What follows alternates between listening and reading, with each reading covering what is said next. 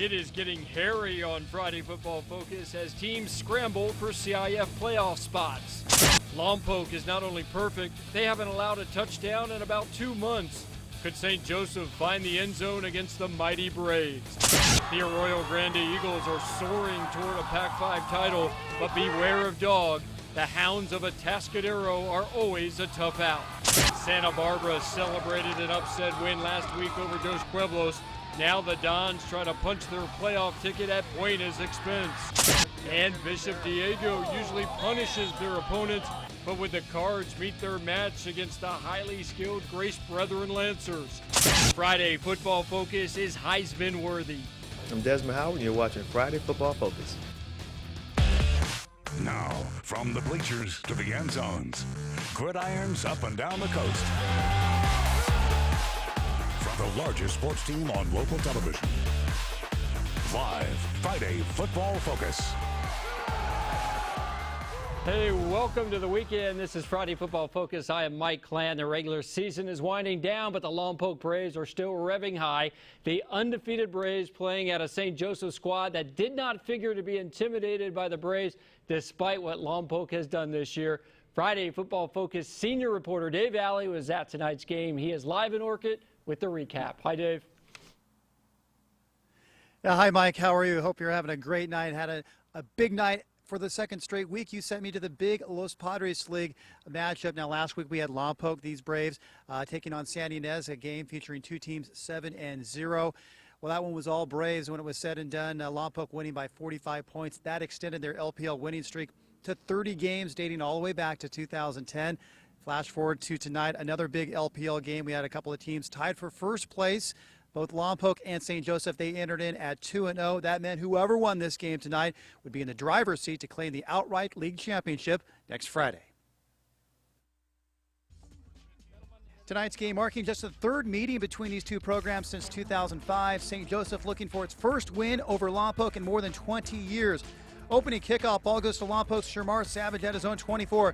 He takes it up the middle, gets through the night special team, busts it out wide, and has clear sailing the rest of the way. Just like that, only 8 seconds into the ball game, Braves into the end zone up 7-0, where the Knights would quickly shake that off and show Lompoc they were ready to play. Early Lompoc possession, ball to Toa, stop behind the line of scrimmage. Ball comes loose, Cameron Davis gets it, but he is met by a sea of green. Then moments later, Tawa, no room to operate. Fenton Will with a big tackle for the loss of yardage. Andrew Jones and the Braves up only 7-0 after one quarter. Move to the second, Braves offense starting to click. Tawa, nifty bit of running right there. First down yardage in the Knights territory. That would set up this 35-yard field goal by Julian Araujo. Lompoc extends the lead to 10-0. Very next play from scrimmage, Knights at their own 18-yard line. Ball to CJ Cole. Pitches to his brother Trevor Cole, but the ball comes loose. Braves fall on it to come up with a big turnover, and it's guess who? Tawa making the big play. Lompoc, though, could not capitalize, held out of the end zone.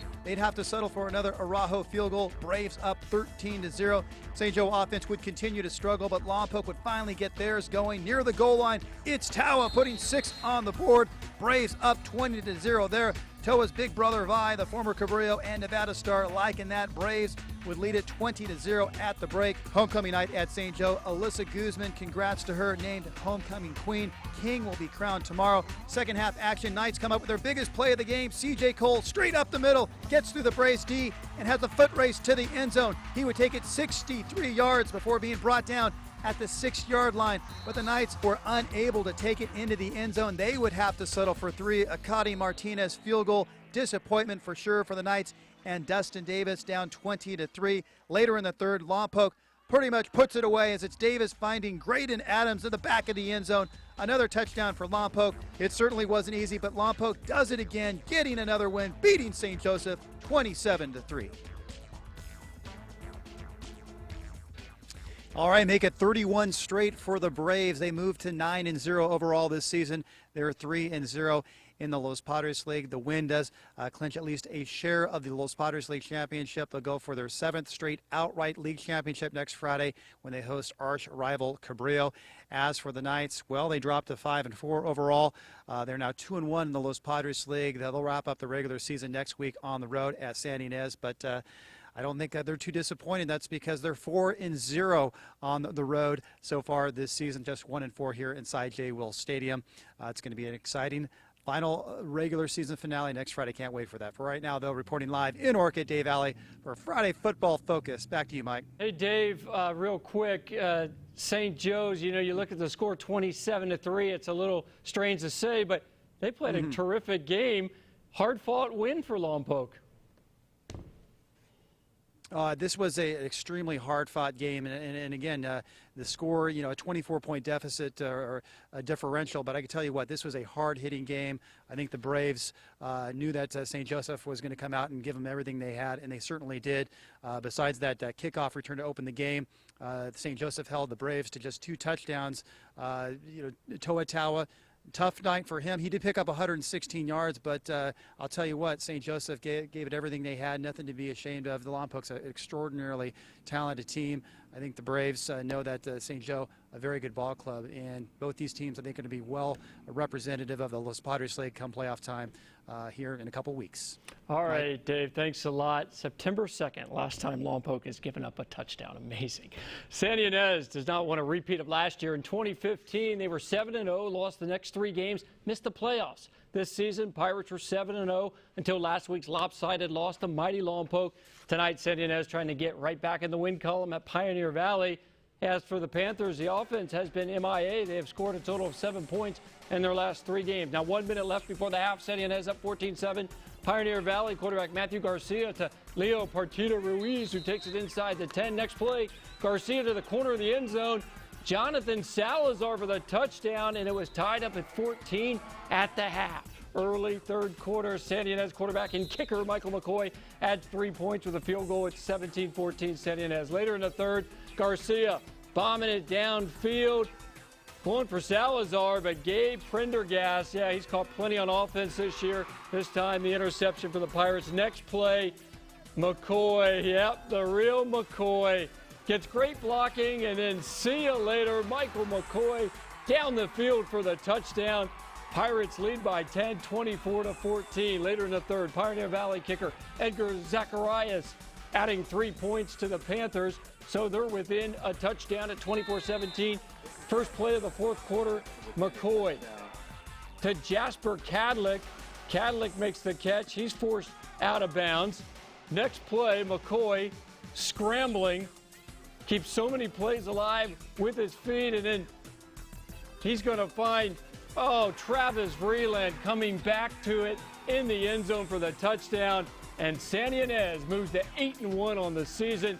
They win 45-17. Now they get ready for next week's home contest against St. Joe's. For Pioneer Valley, they finish the year at home against Righetti.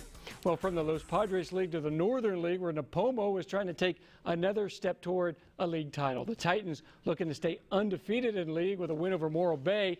Now, the Pirates were 4-0 at one point in this year, but a 4-game losing streak has left them at 500. They entered Nipomo High School tonight. Almost like a thriller rendition right there at halftime. Titans were up 28-13 at the half, picking up in the third quarter. Pirates punting, but the ball is wet. Punter can't come up with it, fumbling it not once but twice. Titans recover with great field position. Moments later, number 5, Spencer Poole. Poole likes it when it's wet. Takes on the handoff, gets into the end zone with no trouble at all. Nipomo now leads it 35-13. Pirates trying to answer back. Danny Cavallo takes the direct snap. He takes off down the sideline, picking up almost 20 yards on the play, but Morro Bay would turn it over on downs. Back come the Titans. Nicholas Robledo handing off to Isaac Bosley, and Bosley breaking a tackle. He's going 42 yards for a huge gain for Nipomo. Titans back in the red zone. A few plays later, Robledo with the play-action pass to Elias Pua. In the end zone is Pua, touchdown Nipomo. They lead it 42-13. Move to the fourth quarter now. Robledo going to hand it off to Michael Jordan. A few weeks back, Jordan suffered big injury. Good to see him back on the field. Jordan into the end zone, 1-yard plunge. Nipomo wins big, 56-13. They are in the playoffs. Titans are just 5-4 in the year, but they're 3-0 in league. They play at Santa Maria for the outright title next Friday. Morro Bay is at Templeton. To the Pac-5 League, and Paso Robles traveling to Orchid this week looking for their 7th victory of the season. For Righetti, it's their final league contest of the season, so they were fired up to take the field looking for that big upset over Paso Robles. But after a 3-and-out for the Warriors, Paso on offense, and it's Elijah Palomino. He takes the rock up the field for a 5-yard gain.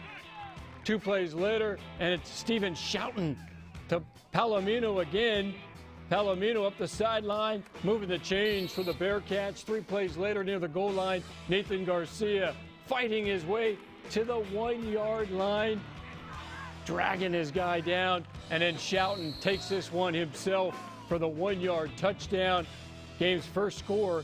Paso Robles wasn't easy, but they're in the end zone. It's 7-0. Warriors punt after a 3-and-out. Seth Massey on the dead run, taking the punt all the way back to the 30-yard line. Great return, sets up his team in great field position. 2nd and 10 off the play action. Schouten rifling one to Richard Goldhammer. That's a first down.